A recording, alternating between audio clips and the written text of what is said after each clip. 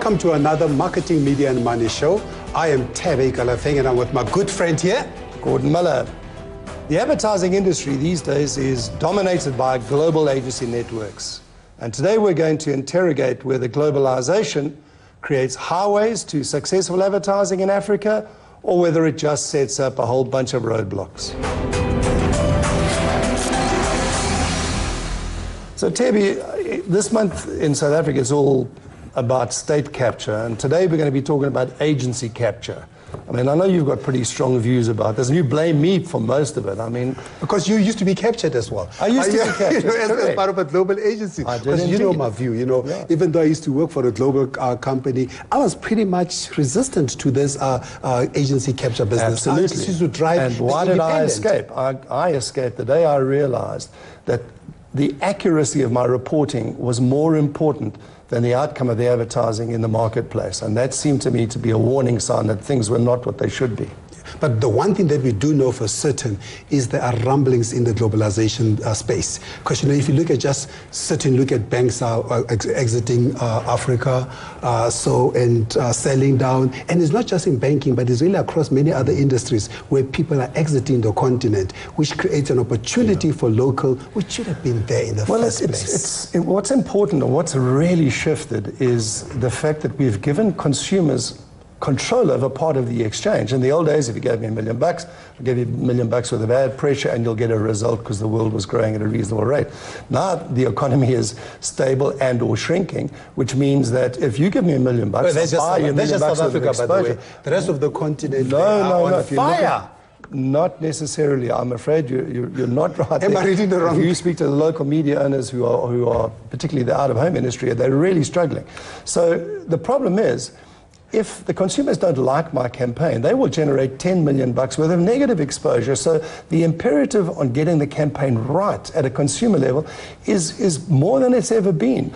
You've got to get people to like your campaign, to respond positively, because if they don't like it, they will respond negatively and your brand will go backwards. That's the problem. But what I like about today, we've got people who can speak to this because they've been in the industry. They're in the industry. They used to be linked to global networks, and there's some of them are de-linked from the global network. So you and I can talk, we're old heads at this.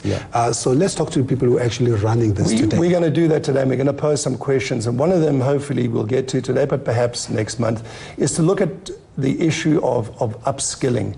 Because one of the advantages that the global agencies do have is that they tend to train their people, they expose them to global trends, and the smaller agencies don't get time. So we need to talk about transformation, upskilling, and engagement. But nobody can train them to be African like the Africans themselves. 100%. Let's get the show on. Absolutely.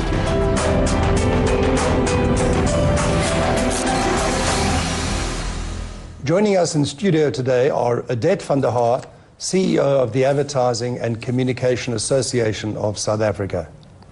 And Clara Priester, who's the Regional Director, East and Southern Africa for Education USA. She's also a former Marketing Director for McDonald's in South Africa. And from Lagos, Lolu Akinwumi, who is the Group CEO, Prima Garnet Africa, Nigeria. But I think I want to get going right away with this conversation, and I'll start with you. Odette.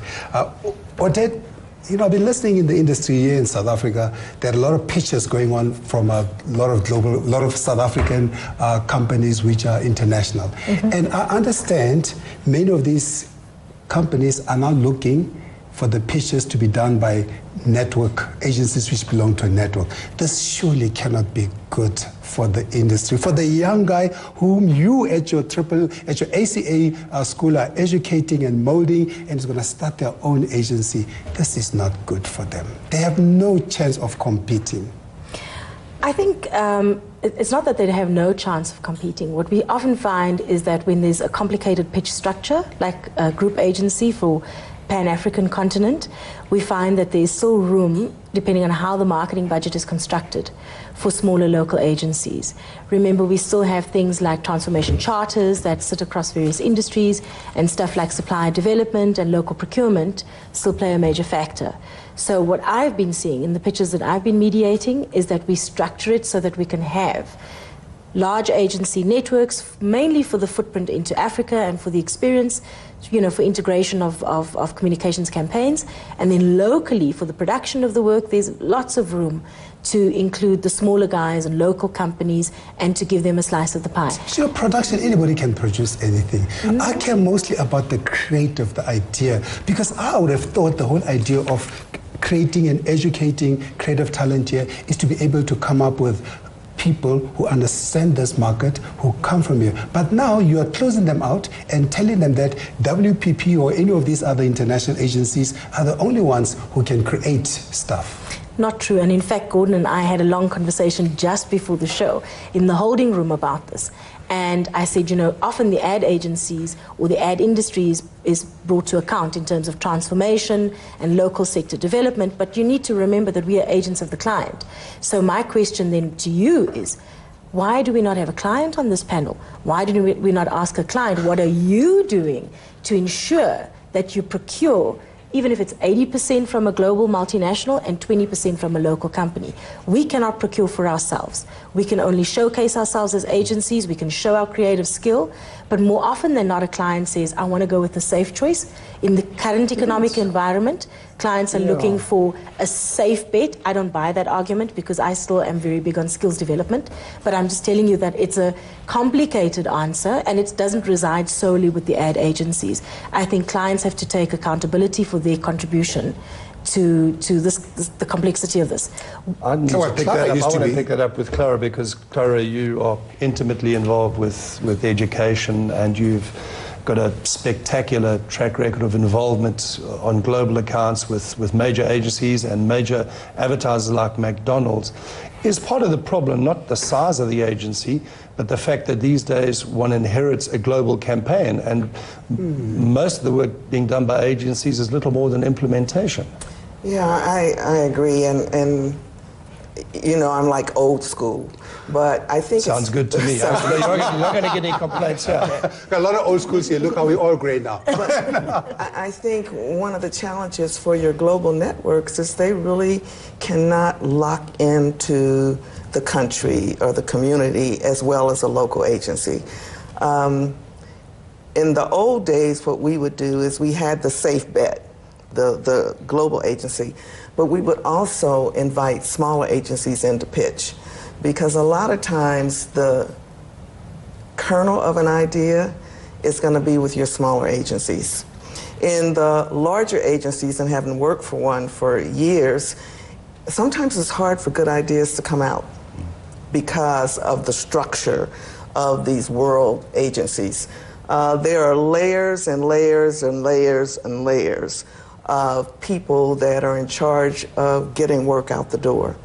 And what you'll find with your smaller local agencies is that you can sit around the table like this, and you can actually talk to the people who are doing the work. You can talk to the person who is running the agency. So, yeah. And you can talk presumably to the consumers, because you're in the market, you're engaged with them on a day-to-day basis, you speak the language, you understand the cultural nuance. The most important thing for me, though, is understanding the business, whether you're big or small. Understanding the business, having a pulse on the consumer, not only the client's business, but the competitor's business, so that you can produce better work. But I mean, we right now, with you, Odette, we looked at the South African perspective, and Clara, I'm glad Clara's here, because she gave us a client perspective that you're looking for, though she's not there anymore, but certainly she comes from that space. But I wonder, Lolu, how it is in Nigeria, because Lolu used to be part of a global agency, Ogilvy, a global networked agency, and now he's part of an independent agency. I wonder how it works actually in Nigeria. Lolu, do you find in Nigeria as well that you have the same challenges that we're talking about here? That there's a big battle between the local agencies and the networked agencies? Yeah, certainly, and of course it will depend on the account involved. If you're talking of a Coca-Cola, if you're talking of a GSK, if you're talking of a Nestle, all of them have literally been imported into Nigeria and they come with certain standards. They come with the lead agency somewhere in London, New York, or Johannesburg. And so it's something that the local affiliate has to live with. But over many years, we have been advocating that sometimes, not sometimes, quite a few times, a lot of the wholesale ideas don't work, especially in a very large, very cultural environment like Nigeria, where you've got at least 250 different dialects, where you've got 170 million people. Quite a lot of times the big message comes in, and by the time you take it down, it gets diluted, it doesn't make any sense. These are some of the issues that we've had to contend with, especially when you're affiliated to a big network like Ogilvy or Gray or any of those ones there. It doesn't give the local agency the ability to input much, especially into critical campaigns. Lolu, we're going to come back to you after the break, and I'll just chat a little bit more about the Nigerian environment and also just locally how we're dealing with this and with Clara as well. We're back after the break.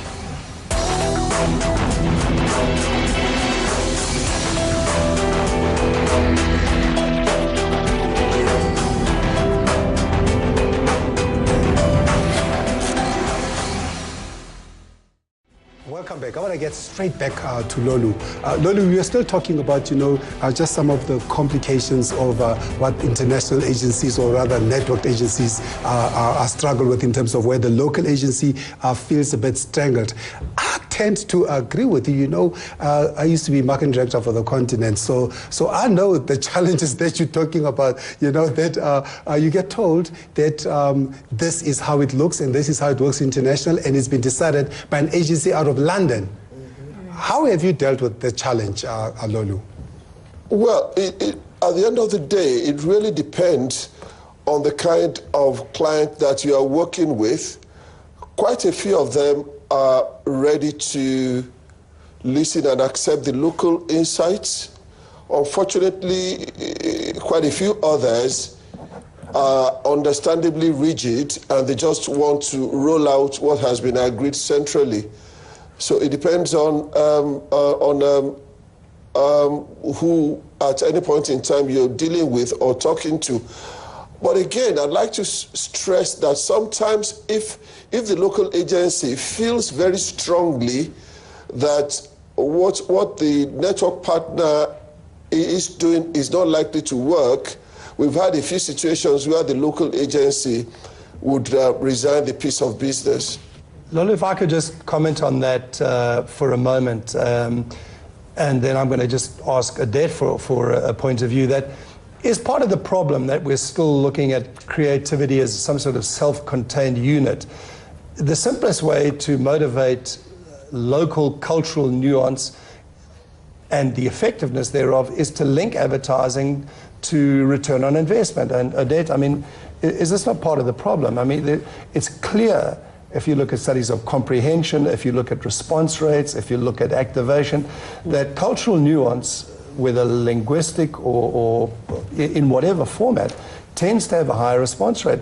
Has anybody within the agency sector driven some kind of understanding of cultural nuance and local nuance as a more effective way of doing advertising? That would cut through everything. Absolutely. Marketing 101. You've got to reach the consumer in a way that resonates and that's relevant with the consumer. So you don't need to look at cultural nuances post-campaign. You need to understand before you embark on the campaign that the way to reach the consumer is to reach the consumer in a way that is relevant and meaningful. In global marketing, you learn about cultural diversity. And when you are entering new markets, there are various market penetration strategies, least of which is JVs, where you look at partnering with people from the local market in order to do work that will resonate with the local market, because as a foreigner you're coming in and you don't quite get the cultural nuances. But I just want to touch on something else. In South Africa we have a code of conduct that governs tenders and pitches. And when you talk about large and small agencies, what we advocate in South Africa is that no agency should be hired on creative work. We say that all agencies should be hired on their credentials and on case studies.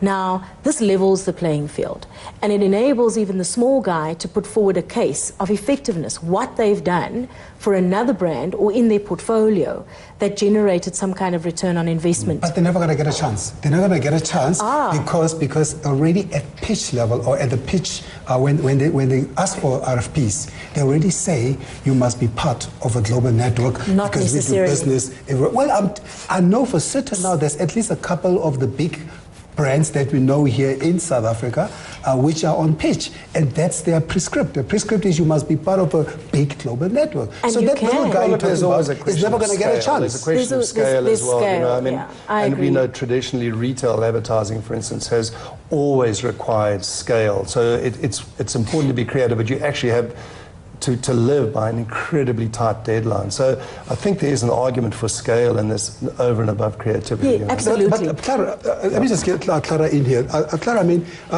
in your old life, Old life.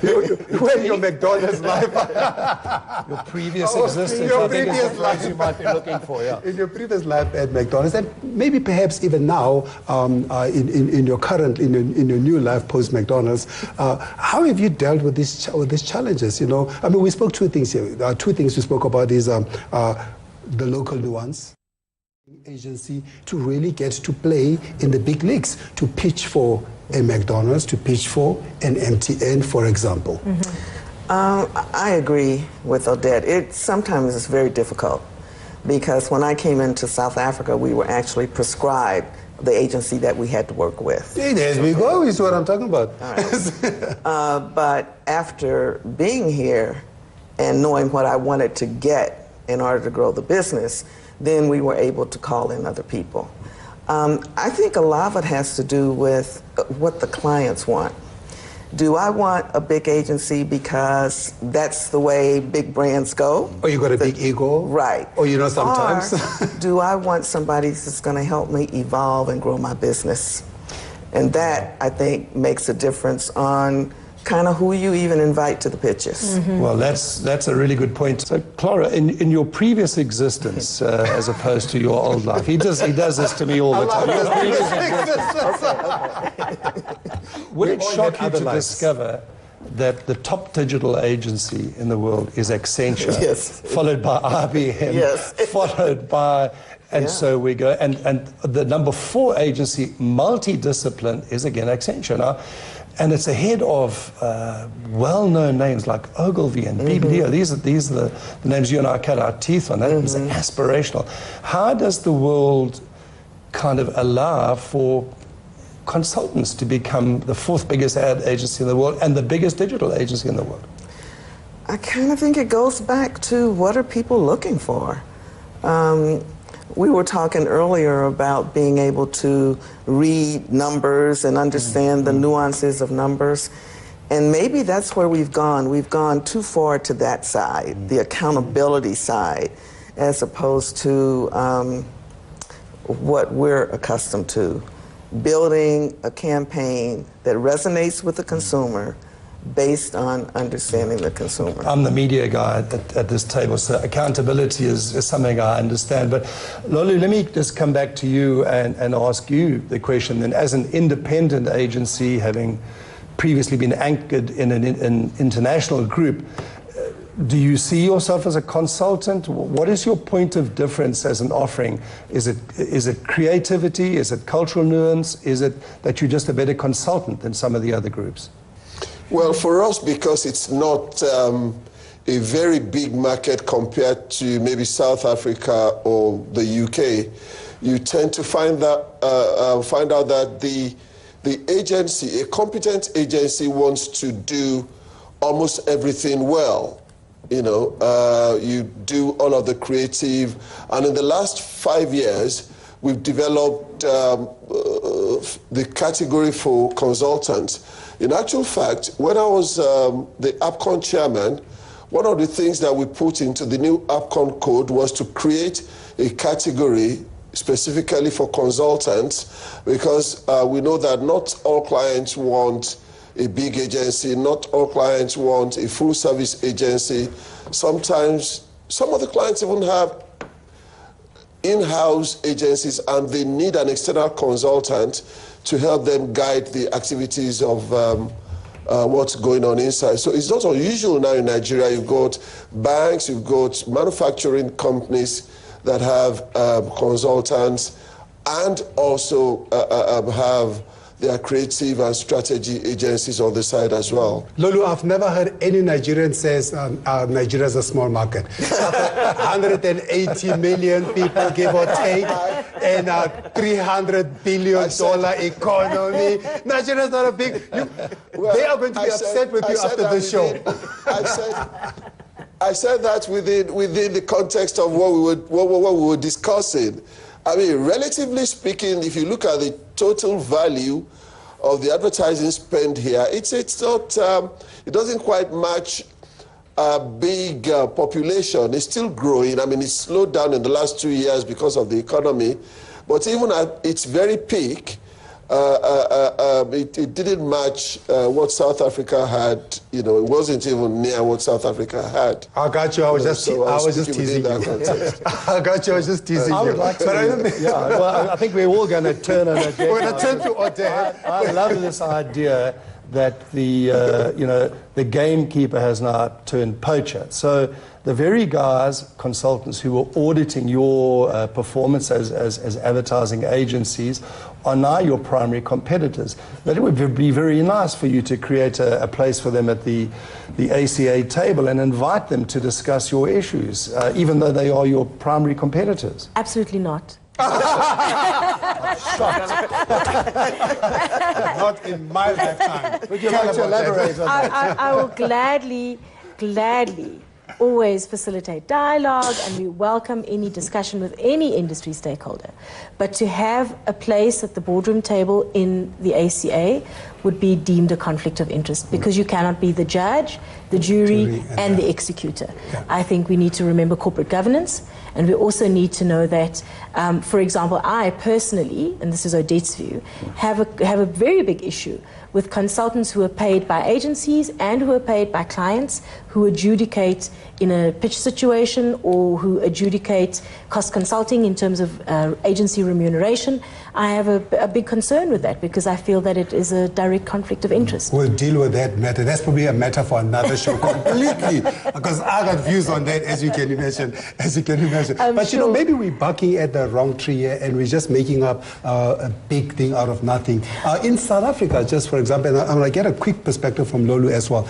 In South Africa, I mean, pretty much, what's the number of agencies which are affiliated to groups and those which are independent, if you will? Is it quite a big thing, or you're looking at about a 90-10 split. 90-10 as in what? 90 affiliated? Yeah, and 10% independent. That's a death of independence. It might, but you can't look at it as the number of agencies. You've got to look at what agencies are billing what, and what agencies are controlling what part of ad spend.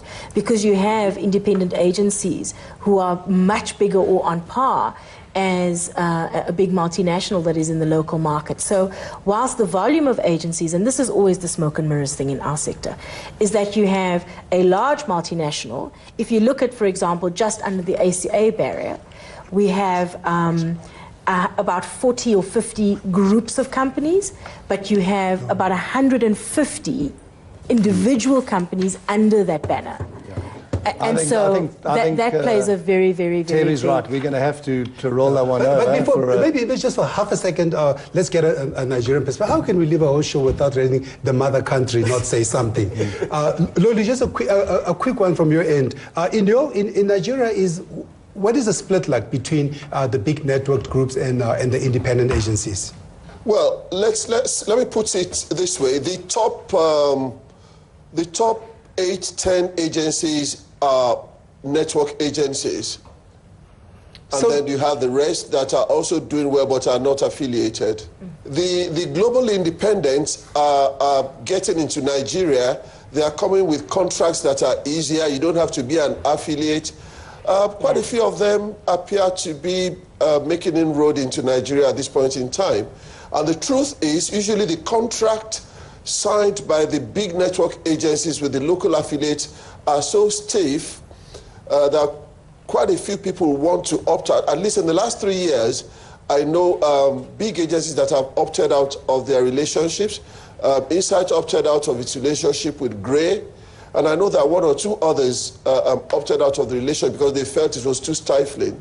That's power to the independent. Thank you to our guests, Odette van der Haar, CEO of the ACA. And Clara Priester, Regional Director, East and Southern Africa Education, USA.